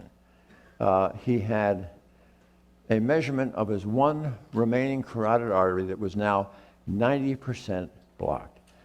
And of all things to have happened, his daughter, at age 37, came down with a heart attack. During her convalescence, she happened to find a book called Prevent and Reverse Heart Disease. And she said, "Pop, we got to do this together." They did. A year later, I got a letter from Bob Mercer. Dr. Esselstyn, I wanted to thank you. I've lost 40 pounds. My diabetes has disappeared. All my angina has disappeared. My erectile dysfunction has disappeared. And my one remaining carotid that was 90% blocked is now 67% blocked. And here I think we have a picture of Bob Mercer before and after. These are two from, interestingly enough, these next two patients were seen at the Cleveland Clinic, my alma mater. And it was tragic. Art Soteros, at age 32, overweight, became diabetic. Art Soteros, age 42, the first of 14 stents at the Cleveland Clinic. Then he was told, this is pretty severe disease, you're going to have a bypass. Had the bypass, that was good for a year and a half. More angina. They gathered around the bed. Nothing further we can do for these. You'll have to see if these drugs don't work. You have this aggressive type of disease. Art found us 7 years ago, lost 40 pounds, got rid of his diabetes, and has no more angina, and he regularly comes to our seminar as one of the people who discusses his results. And the third gentleman is Jim McNamara, locally. Jim, at age 55, small stroke. They said you needed an operation. They operated here, and they finished it off. Totally blocked, unsuccessful. Then he began getting these severe pains in his leg because of partially blocked arteries in his thigh. And he had his first operation, it failed. Second operation, it failed. Third operation, it failed. And he was really miserable. He couldn't even get his leg up to sleep with him. As soon as it got level with the bed, he had the extreme pain. And so his wife found us over the internet. And he came for counseling, totally compliant, and lost 40 pounds, got rid of his pre-diabetic state. All of his leg pain disappeared. He can walk nonstop, and here he is, left before, right, dancing with his daughter at her wedding. And he also was somebody that comes regularly, and he's a wonderful raconteur about his journey with this disease. So, summarizing, this approach compared to the standard, there's no mortality with this nutrition, no morbidity, and the benefits improve with time, and it's not expensive. You're just eating. And the key here is this. Patients who've had a heart attack are walking around nowadays with the sword of Damocles hanging over their head, wondering when they're going to get their second heart attack. Nonsense! You never have to have another heart attack. You can make yourself heart attack proof. All right. Now, what in the world is the good of having a great heart if your brain goes out on you? Not a good plan. But we got really insight into this from Megan Leary and her team from the West Coast, who at the stroke meetings in Miami in 2001, they had looked at over 5,500 MRIs of the brains of Americans. And at age 50, what they begin to see in these brains are these small, tiny little white spots, right? What are they? Little strokes. But you know, age 50, big brain, tiny stroke. Not a problem when you're 50. But now you're suddenly 65. You have had 15 more years of the good old American diet. More often than before, you say, sweetheart, where did I leave the car keys? Well, you get through that. Bingo. You're now 75, 10 more years of the good old American diet. You look at her and you say, are you my sweetheart? Or where's the car? Where's the car? 10 more years go by. You're 85. Now you look at her and you say, are you my sweetheart? I can't protect you from that. You don't suddenly wake up on your 85th birthday with dementia. You work hard all those preceding decades to lay the foundation for that dementia, which does not have to happen. Here, for example, is a normal MRI, and here I counted 90 of these little scars. Can you imagine a message trying to go through all this scar tissue? Now, look at here. Up, right here, that's the skull. There's the brain. Big, full brain.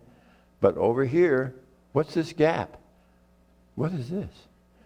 This is cerebral atrophy.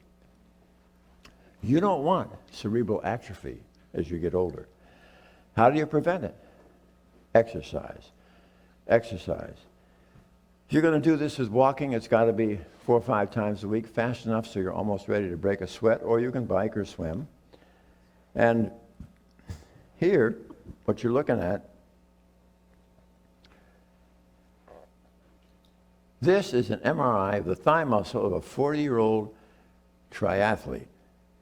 On the upper right, thigh muscle of a 74-year-old couch potato.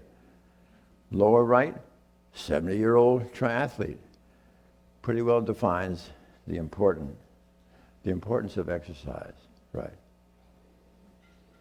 Now, what you're seeing here on the left, this is a pulse volume.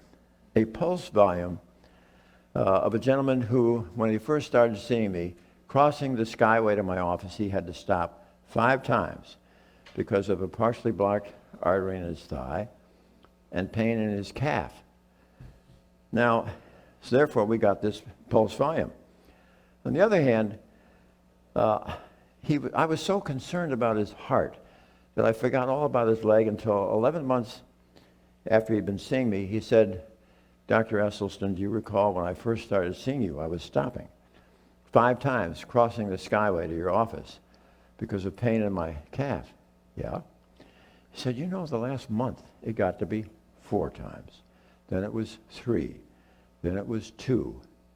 Then it was 1. I said, "I don't stop anymore.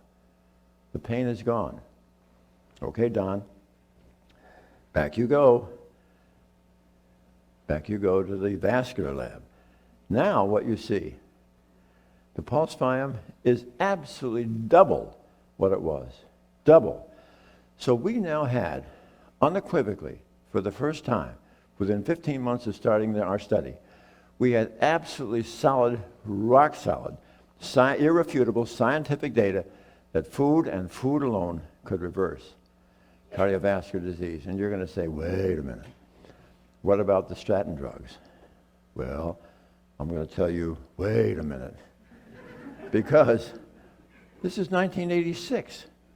We didn't have any statin drugs then. Now, I've given you 2 examples. Dr. Crow, who refused statins. Don, they weren't around. Absolutely marvelous results. So we increasingly seem to see in our program, there are persons who are there because they cannot tolerate the statin drugs. And they are in no way precluded from enjoying those benefits. Now, here's another. This happens to be a 78-year-old high school retired chemistry teacher. And always, before you start, would you always please turn off your... I'm sorry.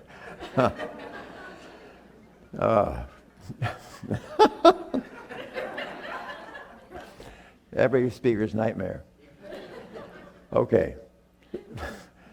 78-year-old high school chemistry teacher, pain because in his retirement, he and his wife they loved to enter square dances. During the fast square dance, he was getting bilateral calf pain. So he saw these vascular surgeons, and sure enough, here was the imaging they got, which clearly shows the disease that was in his aorta and going down to his legs. And he didn't like the idea of the big operation that they had recommended. So he found us over the internet, and he said, "Dr. Esselstyn, if I choose your method, how long will it take me to get rid of this calf pain?" So I looked at him with great wisdom in my face. And I said, "It'll probably be about 10 or 11 months. 3 months later, I got a phone call. Dr. Esselstyn, you do not speak the truth. The pain is gone. Okay. Now, most of you, I imagine, are from the greater New York area. I'm out in Ohio, but I know that when we're watching television, if you're looking at a sporting event, if you're looking at a mystery, just before the advertisement comes on, you will hear the mellifluous tones of the advertiser say something like, "When the moment is right, will you be ready?"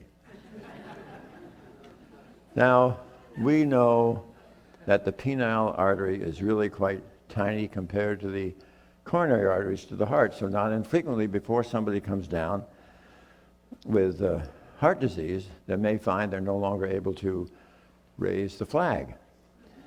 However, all is not lost. Not infrequently, after I've counseled somebody, I'll get a call 10 or 11 months later, "Dr. Esselstyn, yes, thought I ought to give you a call because recently something has come up.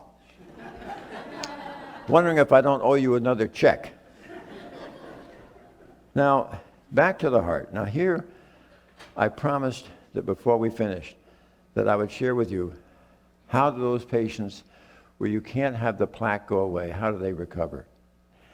What you're looking at here is a PET rubidium dipyridamole scan, and translation, if it is orange or if it is yellow, that's a good blood supply.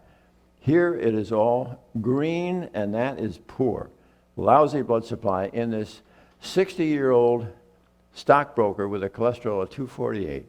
I counseled him at the time that he had this scan. 10 days after counseling, his cholesterol was down to 130/70. And 3 weeks after this original scan, we repeated it, and it's all back. Now, wait a minute. You don't wash out any plaque in 3 weeks. What's going on here? How did this blood supply get back? Here's what happens. What you're looking at there is the heart without any muscle. The heart in all of its vasculature.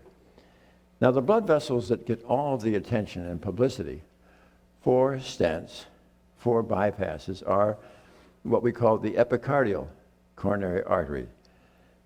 The right coronary artery, the left anterior descending, and the circumflex and the main. They ride on the surface of the heart. They're the ones that get the stents and the bypasses, okay?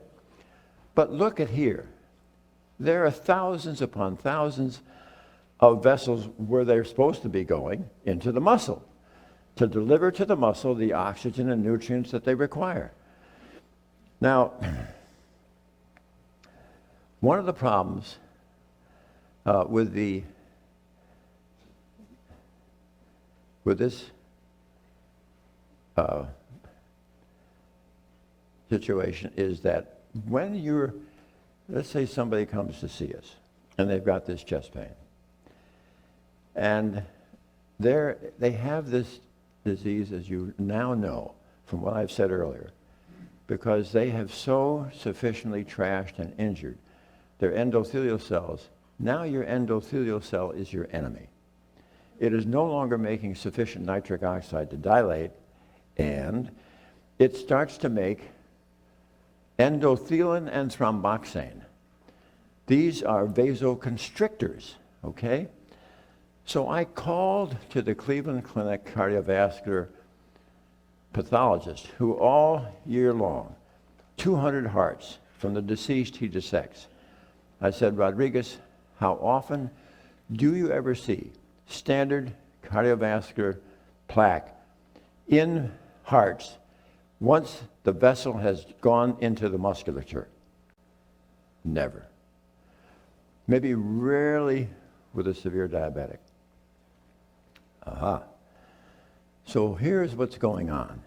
Now we know that when you finally get these people to suddenly change the way they're eating, what happens is all of these thousands upon thousands of vessels that are cascading, they are diseased. They are diseased not with plaque, but they are diseased with vasoconstriction, vasospasm, because they are being affected by the vasoconstrictive molecules of thromboxane and endothelium. And that is why as soon as you get these patients to suddenly stop any further injury to the endothelial cells, they recover. And as they do, they start making nitric oxide. They stop making the vasoconstrictor. And then that's why these patients get rid of their pain and they're able to get back to their full activities of daily living, interestingly, without restriction. So let's summarize the 8 ways that you can have of disease reversal. We've talked today about I showed you the angiograms. You will see that reversing in the stress test. I've shown you the PET scan. We've talked about the ultrasound. We've talked about the pulse volume with the legs, and then the symptoms that disappear of angina, claudication of the leg, and erectile dysfunction. Now, I seem to always finish up with this because for those of you who haven't been to Cleveland, I always like to show what the trees are like in February. And but now that I've actually retired from surgery, part of the Wellness Institute, the budget is more modest, but the morale is really quite high. And one of the things that I've learned since the medical school 56 years ago, perhaps brains are important, but nothing is as important as persistence, persistence, persistence, best demonstrated by this damsel, Life magazine, 1939, trying to learn how to do the splits. And she stuck with it and stuck with it and stuck with it. And sure enough, the other day, Dr. Shore saw her in downtown Melville, and she got it right. Yeah. Now,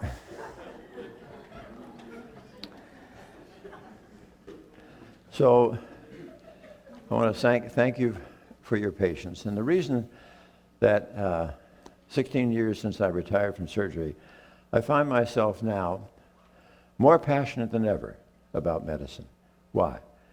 Because truly we are on the cusp of what could be a seismic revolution in health. When you start eating plant-based, we've talked a lot today about cardiovascular disease, but there are so many other diseases that happen. While you're treating a patient with cardiovascular disease who has hypertension, it's gone. It's diabetes, it's gone. The risk for strokes, gone. The risk for further heart attacks, gone. The same thing seems to be happening with Crohn's disease, ulcerative colitis, rheumatoid arthritis, lupus, multiple sclerosis, allergies, asthma, kidney disease. The list goes on. The heavens have opened and given medicine the most powerful tool we have ever had in our toolbox. Practically costs nothing because you got to eat. There are no hideous side effects. Yes, it does do away with Pharmageddon, all these drugs. But the only way that this is ever going to take place is we in the profession have the will and the grit and the determination to share with the public what is the lifestyle, and most specifically, what is the nutritional literacy that will empower them as the locus of control to absolutely annihilate chronic illness. Thank you.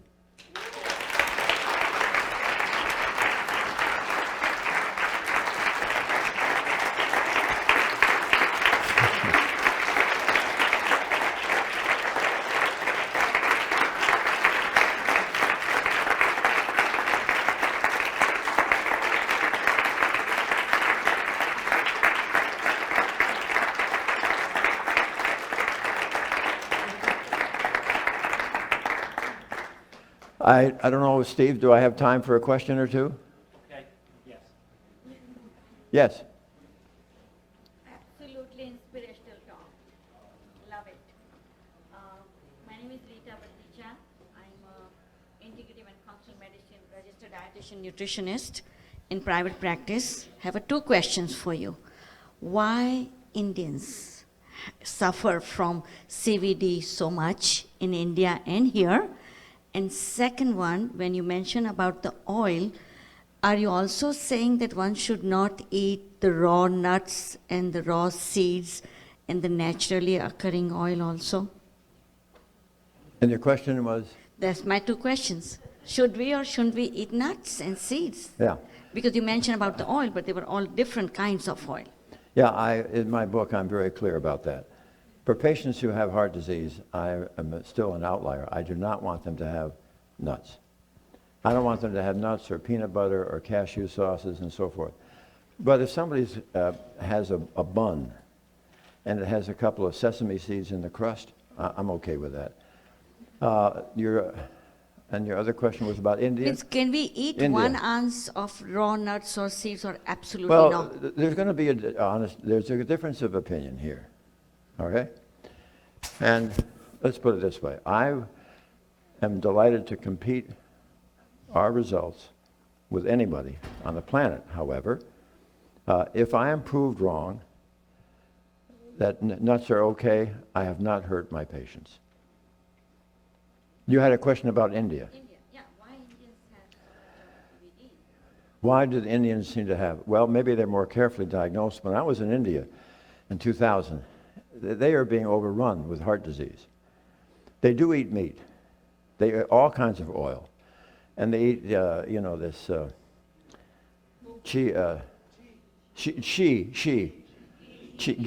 ghee, clarified butter. Yeah. And I just, again, but you can take an Indian who has heart disease, get him to eat this way, you got him cured. What about vegetarians, Indian vegetarians? What, vegetarians? Yeah, vegetarians eat French fries. Vegetarians eat oil. Vegetarians eat glazed donuts. Thank you. Yes?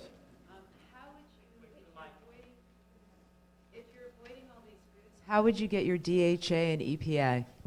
Right. How many times have you heard patients going to the emergency room and saying, "My God, help me out. I'm omega-3 deficient."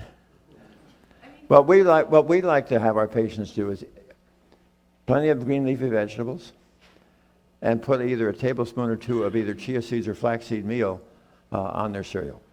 Yeah. Yeah, we have to convert. And we haven't, at least when the persons that I've had it checked, I've not seen deficiency. Yeah. Yes?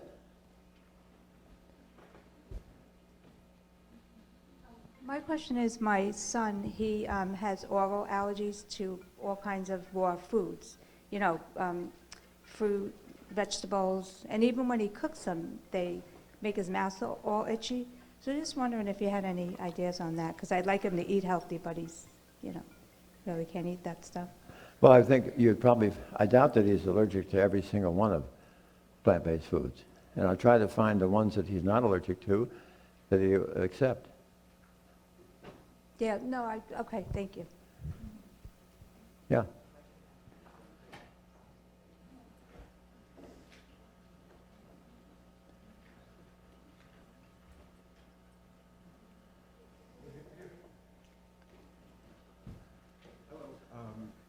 Diabetic 19 years. I went on the plant-based food the last 2 weeks.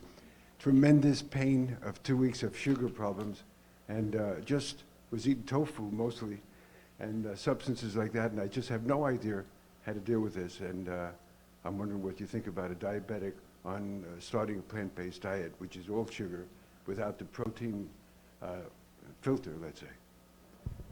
Am I clear with what I said? Well, I think what I'm hearing, is it type 2 diabetes? Yes. Yeah. I would avoid the tofu, which is really 40% fat. Okay. Was one thing that because remember, one of the things that seems to happen, and this is what I learned from my good friend Neil Barnard, in type 2 diabetes, the insulin can no longer escort your glucose into the muscle cell because the muscle cell has gotten so filled with fat. But then as these patients begin to lose weight and even begin, especially when they begin eating plant-based, as the muscle cells, fat becomes metabolized. And it's like glue. It's like glue in the cell. When the insulin comes along to put the key in and turn the lock and to squirt the glucose in, it can't do it because the fat is the glue in the lock. Once that fat gets metabolized out, then it's easy to turn the key in the lock, glucose, and the diabetes either decreases or it goes away. That's been our experience. How long were you with it? Wait, if you've taken 55 or 60 years to make a disease, you might give it a little bit longer. Yeah.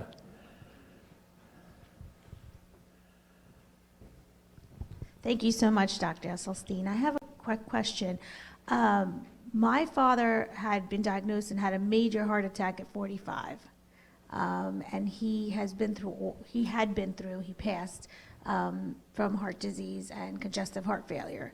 And he has been at a young age through the invasive procedures of stents and triple bypass. And the doctors really just kept telling him, you got to change your diet, you have to change your diet, but really didn't spend enough time. And really when he didn't listen to them, they kind of gave up on him and just let him go through his daily life.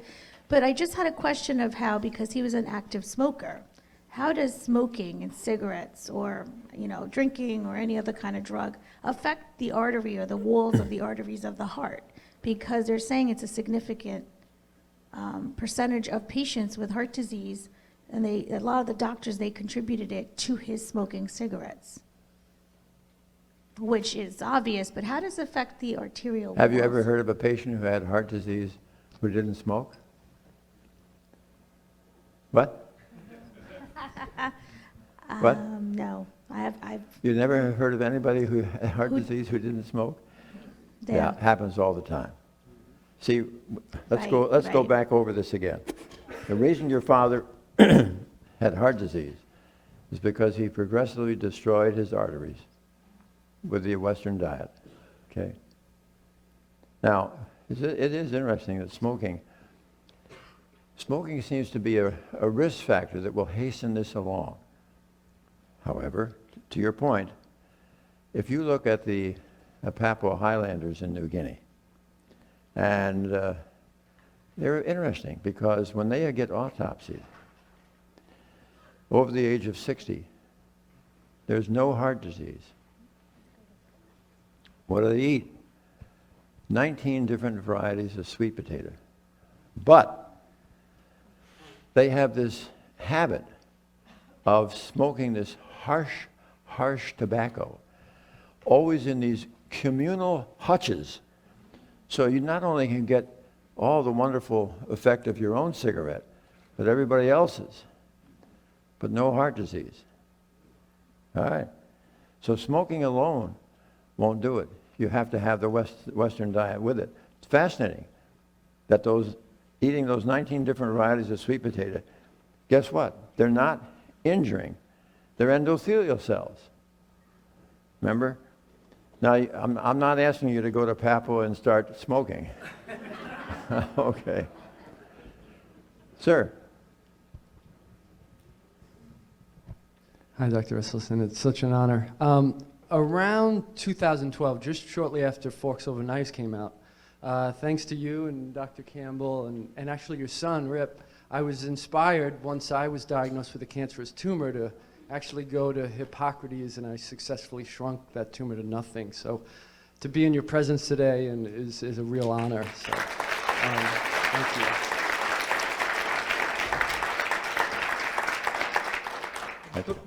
But my question is, what is the mindset among physicians that they are reluctant to see a patient like myself and not try to learn and progress and take this to the level that you've taken it? I mean, are you up against this all the time? Is that sort of where we're at? Well, it's the challenges in life that are exciting. And I think by and large, almost all physicians I know take great pride when they are able to help their patients. But what has happened is that suddenly we find ourselves in medical schools that are being funded by the pharmaceutical industry.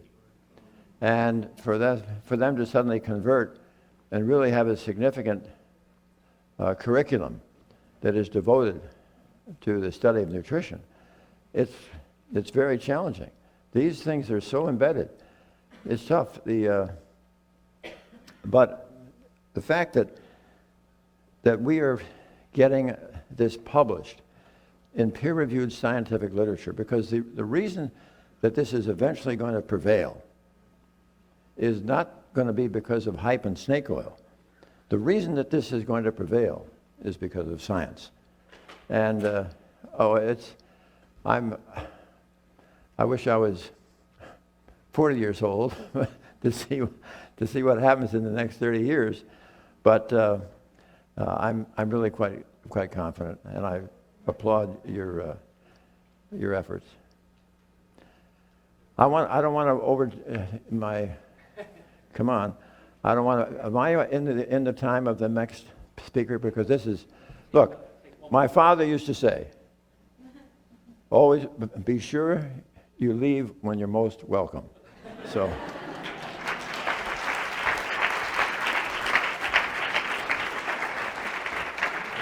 Thank you.